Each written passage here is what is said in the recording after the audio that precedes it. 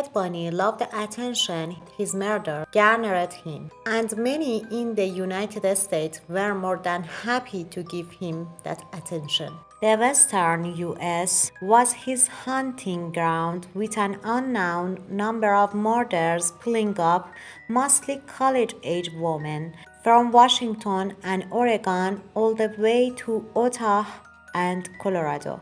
Bundy was once arrested in Colorado and convicted of kidnapping, but he escaped custody, moving to Florida where he killed multiple times more. Bundy's final arrest and its aftermath captured the attention of the nation, as the accused murderer acted as his own lawyer during what is believed to have been the first televised murder trial, welcomed interviews, and boasted of the fans he had created.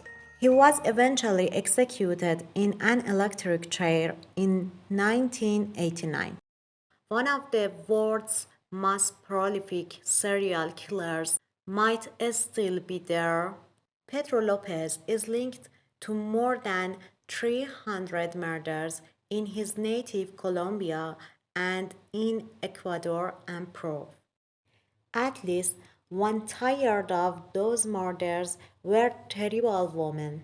After Lopez's arrest in 1980, police found the graves of more than 50 of his preteen victims. He was later convicted of murdering 110 girls in Ecuador and confessed to 240 more murders in Colombia and Peru.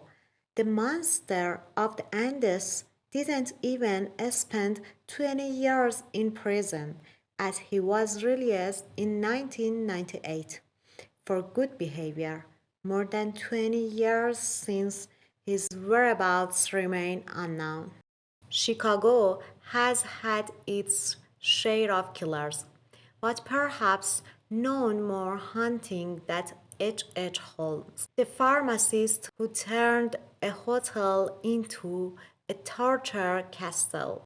Ahead of 1893 World's Fair, Holmes moved to Chicago and started outfitting a three-story hotel with all manner of nefarious contraption, including gas lines, secret passage, and trapdoors, hallways to dead ends, chutes to the basement, and a torture device strewn throughout a maze. The gas allowed Holmes to knock out his guests before the worst of what was happened came next. Often on his surgical tables, he then burned the bodies in the building's furnace, selling skeletons to medical schools and running life insurance scams. In all, he coped to more than 30 murders, found only after a fellow scammer turned him in for falling short on a financial agreement